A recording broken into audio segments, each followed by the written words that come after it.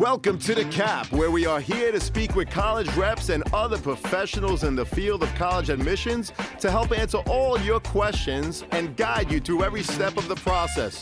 So if you're serious about college admissions, you've come to the right place. Are you ready? Let's talk about it. And now, here's your host, Dr. John Durante. Welcome to The Cap, the College Admissions Process Podcast. I am your host, John Durante, and I am here to introduce you to college admissions representatives and other professionals in the field of college admissions. Our purpose is to serve you, the students and parents, so that you may gain insight straight from the people who ultimately make the decisions. Regardless of whether you will apply to a particular school being highlighted, you should listen to all of the episodes, as each guest will give you tremendous insight and advice on every aspect of the college admissions process, prompting you to come up with your own follow-up questions for when you visit campus or meet with a college admissions representative yourself. Lastly, if you have any questions you'd like me to cover on future episodes or any comments you'd like to share, please email me at collegeadmissionstalk@gmail.com. And don't forget to visit our website at www.collegeadmissionstalk.com. So are you ready? Let's talk about it. Welcome to The Cap, the College Admissions Process Podcast. I am your host, John Durante, and it gives me great pleasure to introduce you today Danielle Toglia, who's the Regional Admissions and Recruitment Manager at San Diego State University. Danielle, thank you so much for being here today. How are you? John, thank you so much for having me. It's a pleasure. It is our pleasure and honor. So, Danielle, let me ask you to give us a brief introduction about yourself. How long have you been in admissions, and how did you end up in such a position? Oh, you're asking me to date myself, John. But funny enough, when I was in high school, I went to a very small all-girls Catholic high school in Jersey City. Shout out to the Blue Devils at SDA. Uh, my friends would joke, my core group of high school friends would joke that when the admission rep came to visit my own high school, and we were very small, so it was a classroom visit generally, not like the large, college fair structure at Syosset or at the Nassau Coliseum for NACAC. I would, instead of asking about majors of the university, would ask the rep what her major was or his, and curious about what they did and what their career trajectory was. Obviously, fast forward now 30 years later, almost next year, my anniversary. I've been working in college admission, starting off in residential life and student activities. But I'm a first generation college student. My parents did not attend. So although they were quite supportive, there was a little bit of lack of direction. I went undergrad locally in New Jersey, where I grew up, born and raised, and I had really wonderful mentorship. I was very involved on campus. I worked for the student activities office, so I planned events on campus. I was a representative for student government. I volunteered through campus ministry. It was a Jesuit school. And I just threw myself into everything I could to get involved and to stay involved. When I became an RA, I had a mentor in housing, and my mentor said, you should think about a career, a higher in higher education. And I said, higher what? I had no idea, right, that you could obviously continue to work on a college campus for the rest of your life. And I applied to a graduate program and graduated with a degree in higher education administration and went to work. So I was very lucky that I had the mentorship that I did, because I absolutely love what I do. And I don't feel like I have a job or go to work every day. It's really been a wonderful opportunity for me to travel, to see the country, to see other countries. I did international travel, and to advocate for students like me who didn't necessarily know all of their options. Well, Danielle, that's a tremendous overview and great introduction. San Diego State University is obviously very lucky to have you, as are we today. So thank you again. Well, thank you. And Danielle, what are some of the things that you personally love about San Diego State University that makes it so appealing for so many students to want to apply and ultimately attend? So, as you know, John, and I will share, of course, with our audience today, I live regionally on the East Coast, still in New Jersey, my home state. And I represent most of the students on the Eastern Seaboard who obviously are looking to apply to SDSU in San Diego, California.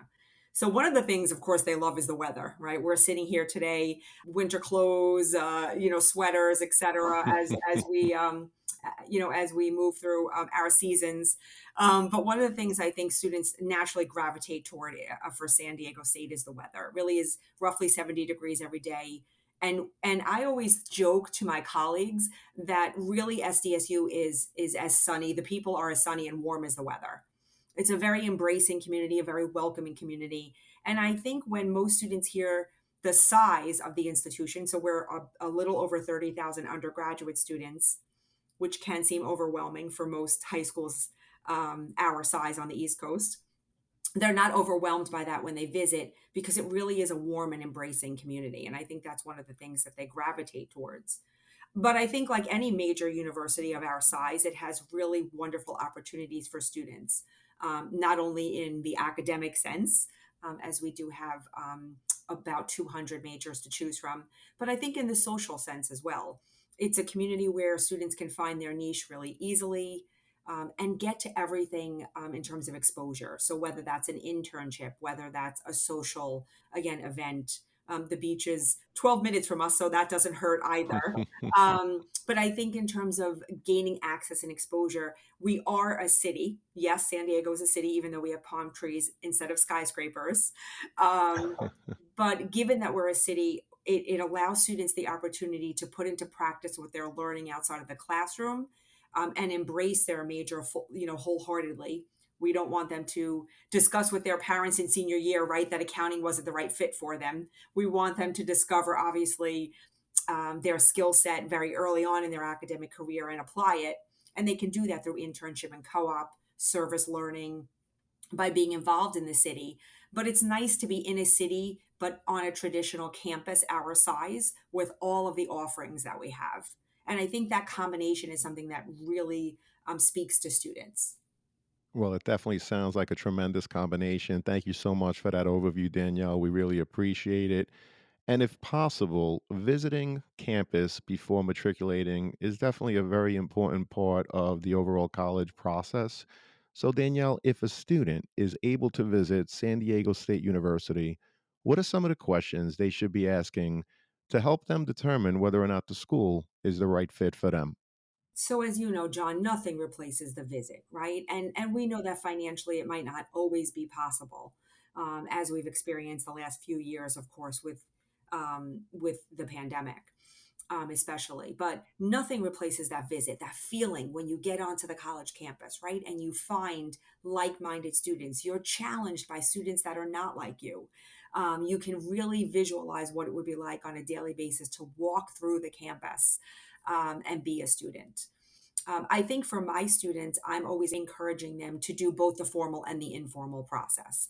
It's really a nice idea to do the formal, to ask the questions that you might have, and clarify information. But it's also important to get to know the neighborhood, to get to know the area around the school, right? You're going to, obviously, if you're coming from the East Coast to San Diego, live on campus. And what is it like to obviously take advantage of that neighborhood, to have to get on public transportation to get to an internship, to get to the airport when you need to travel home.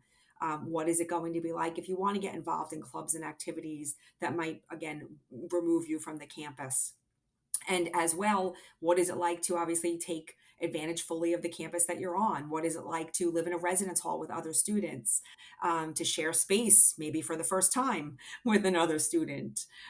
Those are all really, I think, important things to know and to get to know as you're moving through, your portion of the visit process. That might not be your only visit, right? You can be visiting the admission rep when they visit your high school, your area. You could obviously be attending admitted student receptions in your own neighborhood, perhaps on the East Coast, like SDSU hosts, but nothing really will replace that visit when you step onto that campus for the first time to really determine your fit. Well, we appreciate that. And those are tremendous pieces of advice. So, Danielle, let's talk a little bit more about your actual application process. What can you tell us about your overall admissions process? In other words, once a student hits the submit button, what happens? Our submit button gets hit a little bit early in the academic year, as our deadline is also in November, so November 30th, which I know for most students is a bit earlier um, for the East in general. But the November 30th deadline allows us as a large institution with almost 100,000 undergraduate applications, both freshman and transfer, to move through the application pool swiftly so that we can get decisions out in a timely fashion so that those students that do want to come to visit, right, have ample time to schedule a flight and to get to us. So once the student hits submit, we are reviewing, and reviewing. I don't want students to be concerned if one student from their community hears before them or after them. We literally are just moving through applications as swiftly as we can. So we do have a rolling out process generally. The rolling out process has nothing to do with your GPA or your requirements, even when you submitted your application. It really is us just moving through the information as swiftly as possible. But we do like to make decisions as quickly as we can, again, for the purposes of revisiting or visiting and making good decisions and doing your research on financial aid, housing, etc. What's up, podcast friends? I'm happy to share that we've teamed up with Dormco to make your dorm decorating a lot easier. Why Dormco? They offer quality and durability, affordability, and a wide selection for bedding to storage solutions and everything in between for your dorm room. So if you or anyone you know is looking to decorate your dorm, see the affiliate partnership link in the show notes for Dormco, your one stop for stylish, affordable, and quality dorm essentials. Please note that if you make a purchase through any of our affiliate links, the podcast gets a commission, but rest assured that we would only promote products that we believe in and feel would benefit our listeners. Thank you all, and best wishes. Well, we appreciate that. Thank you so much, Danielle. And what is the average profile of the current freshman class? And if a student falls lower than your mid 50%, what are some of the things that they can do to enhance their overall application? That's a great question, John. Because we're a school that is slightly less holistic, but more direct and transparent about our process, a student who is looking perhaps even earlier in the process than junior year, maybe a sophomore, for example, can really think about ways in which they can maximize their ability to be admitted to SDSU. Our process is based on what we call the A through G requirements.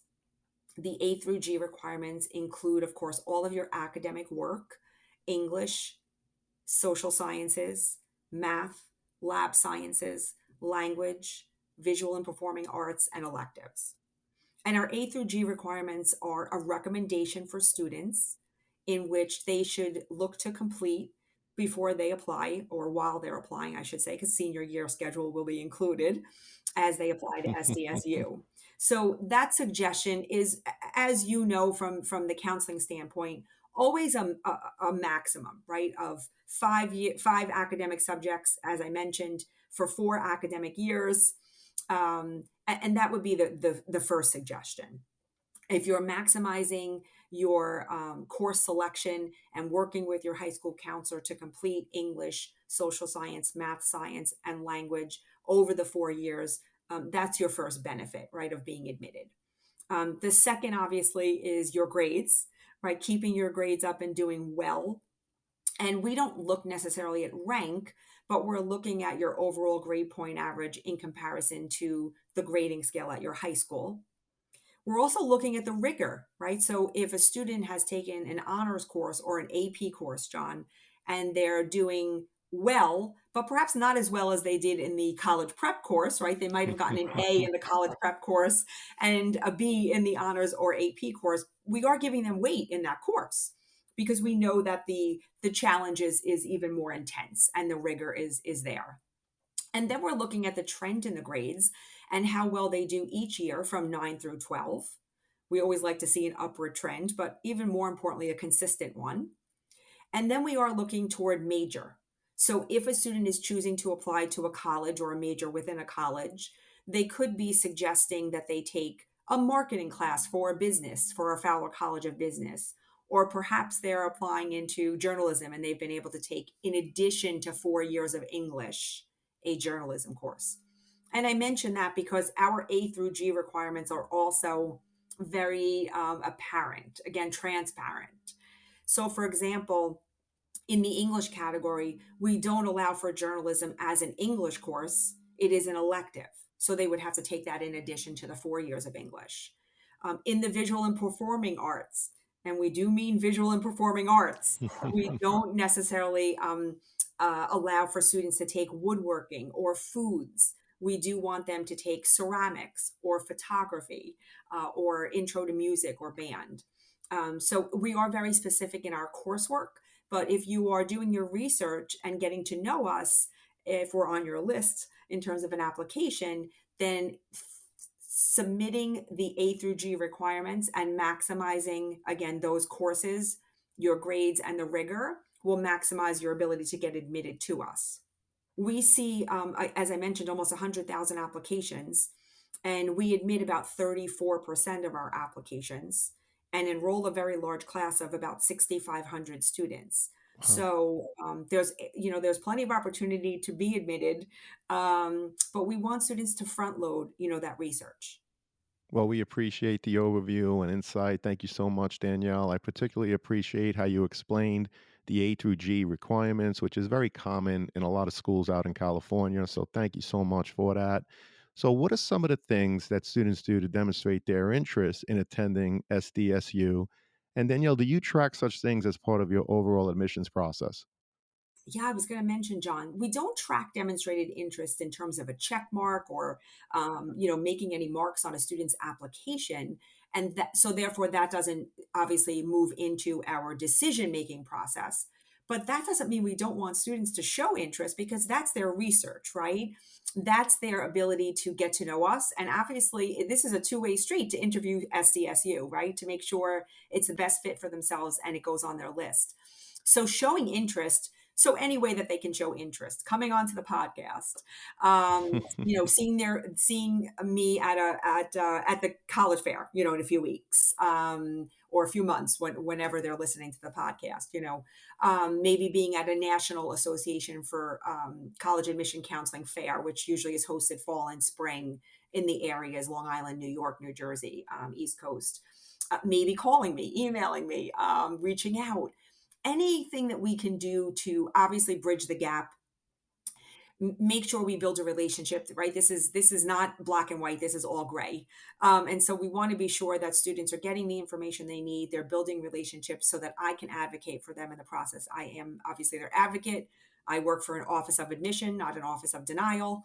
So it's my job to advocate for them and to build those relationships. That's going to be really important in the process, but no formal demonstrated interest in terms of a check mark. Understood. And thank you so much for the overview and the insight. Again, we appreciate it, Danielle. And do you have an honors program? And how are students considered for the program? In other words, do they have to apply separately?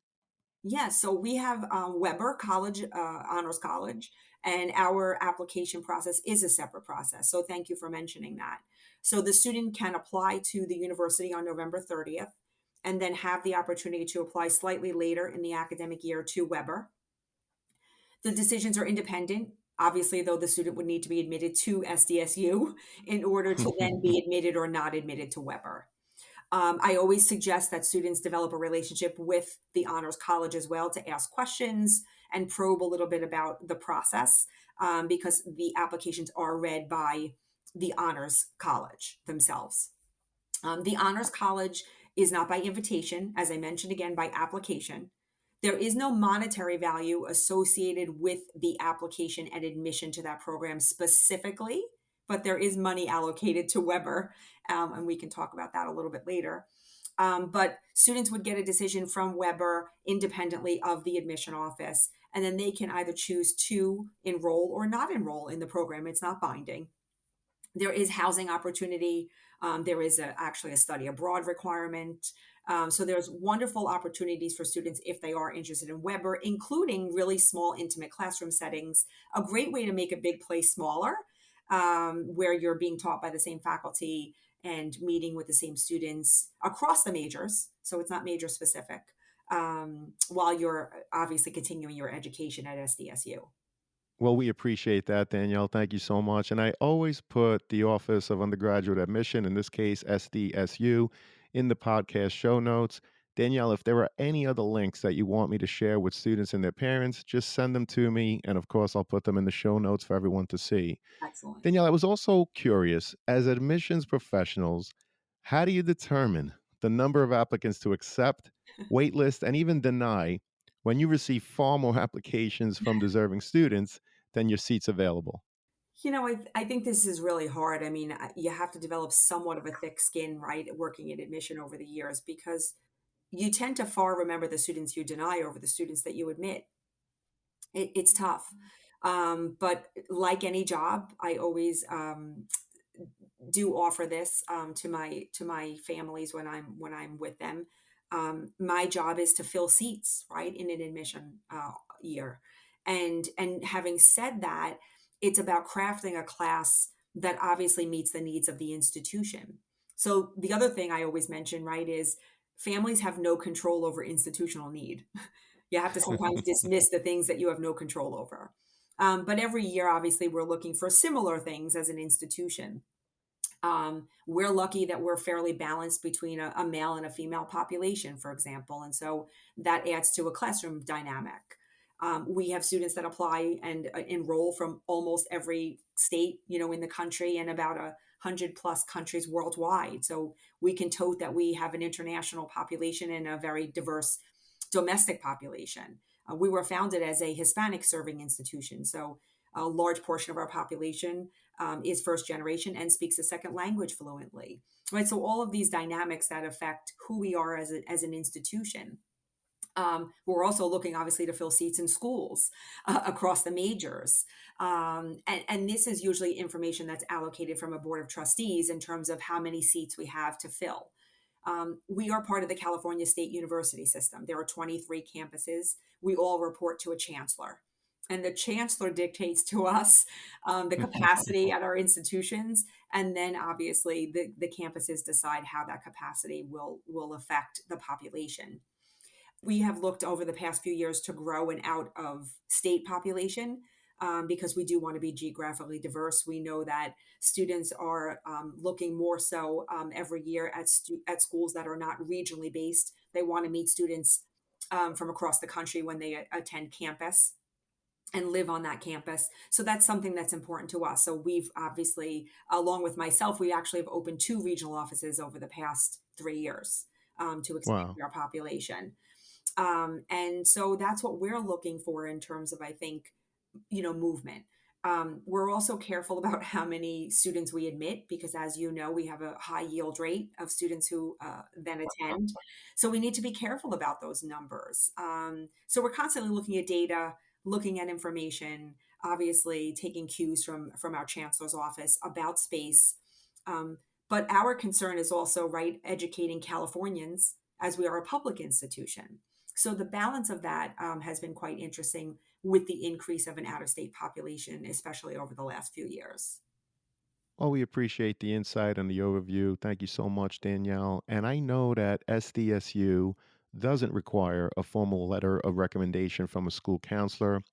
So, Danielle, how do you build relationships with school counselors to help advocate for the students? That's correct, John. We don't.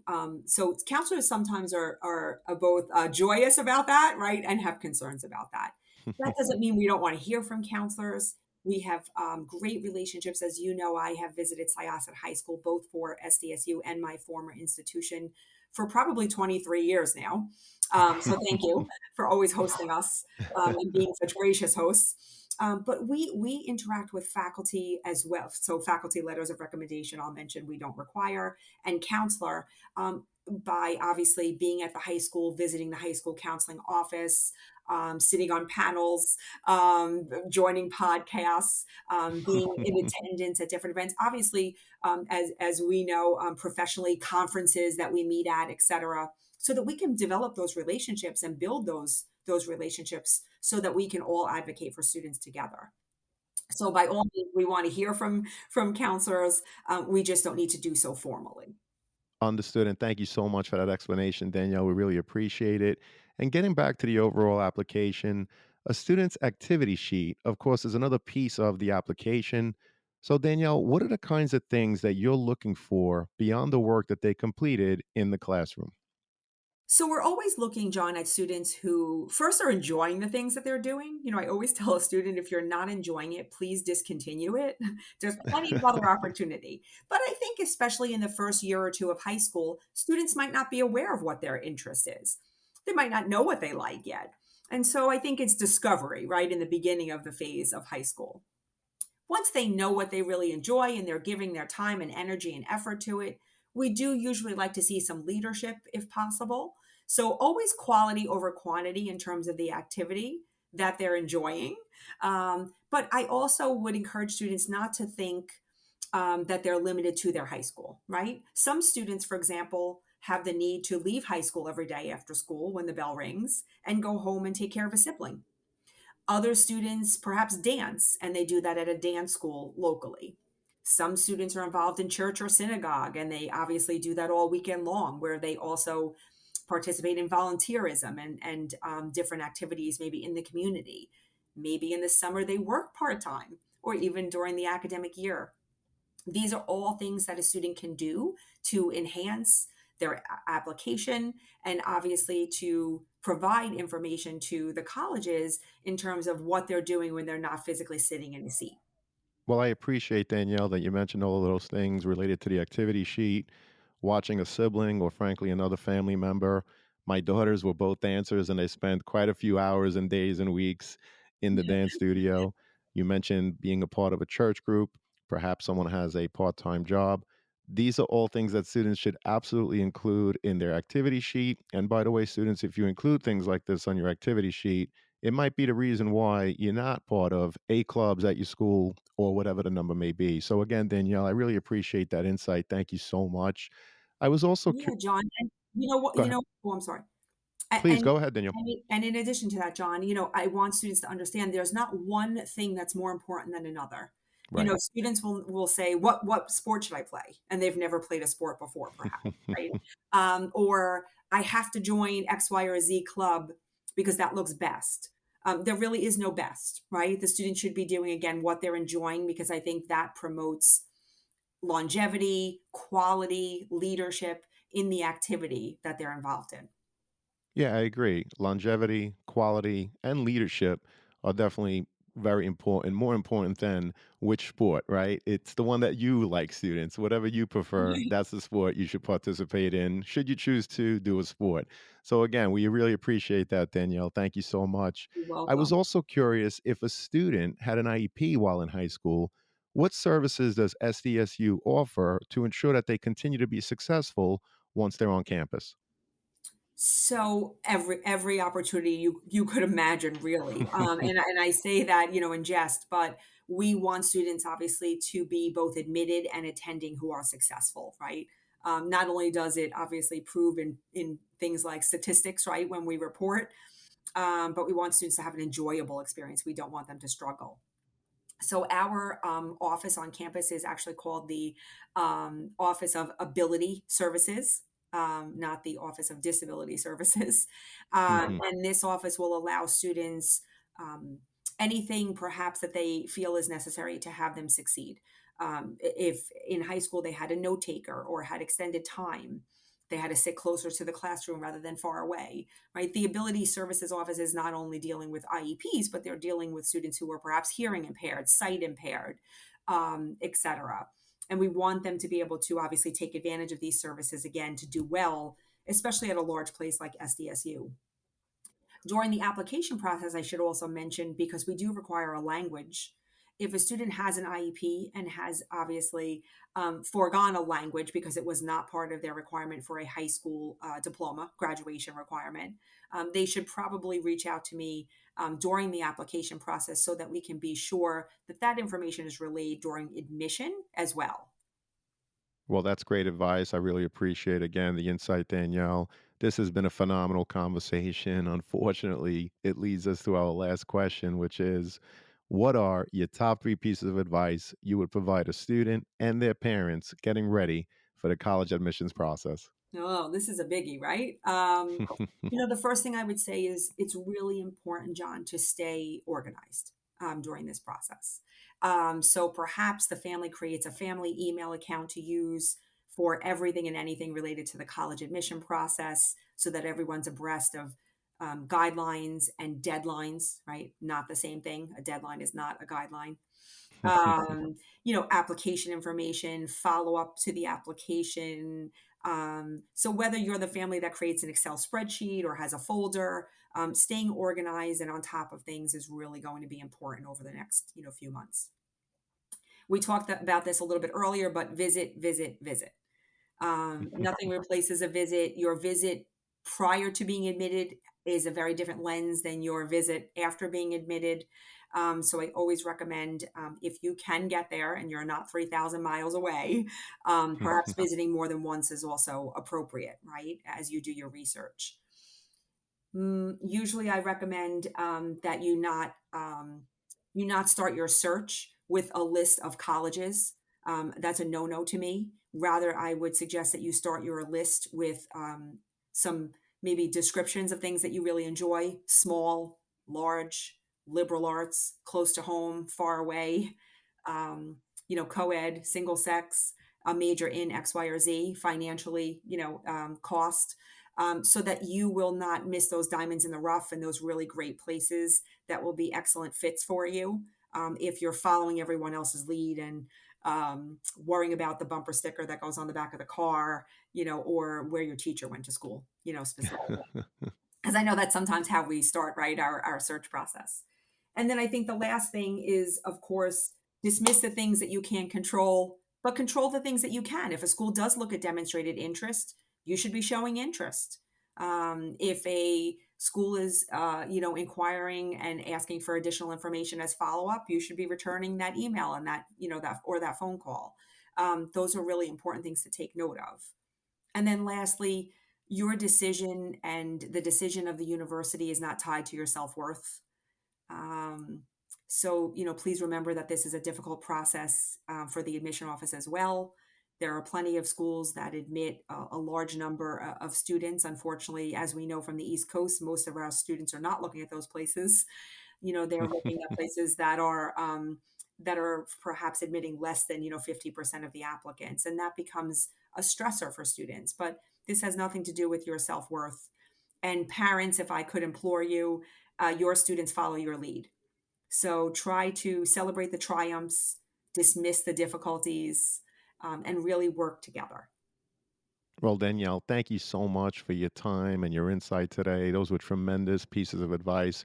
It was a real pleasure and honor having you today. And I'm so happy as I know that this is going to help so many students and their parents as they navigate through the process. Danielle, I hope to have you again. Thank you so much for all your work today.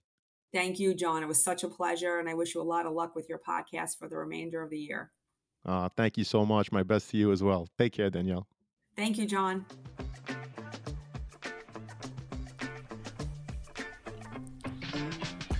Thank you for joining us on this episode of the CAP, the College Admissions Process Podcast. We hope you enjoyed the show. If you did, please don't forget to tell a friend and follow us on Facebook, Instagram, Twitter, and wherever you listen to your podcasts. I am your host, John Durante, and I look forward to seeing you on the next episode of the CAP. What's up, podcast friends? I'm happy to announce that we've teamed up with some fantastic affiliate partners to further enhance your overall college journey. So do you or someone you know need stylish dorm decor, trendy college apparel, or top-notch test prep? Whether it's creating a cozy home away from home, flaunting the latest in college apparel, or securing top-notch test prep help, we've got you covered. Check out our affiliate links in the show notes within each of these categories, which we believe will help you, our listeners. Please note that if you make a purchase through any of our affiliate links, the podcast does get a small commission. But rest assured that we would only promote products that we believe in and feel would benefit you, our listeners. So check out the links in the show notes and share with anyone you think may benefit. Thank you all, and best wishes.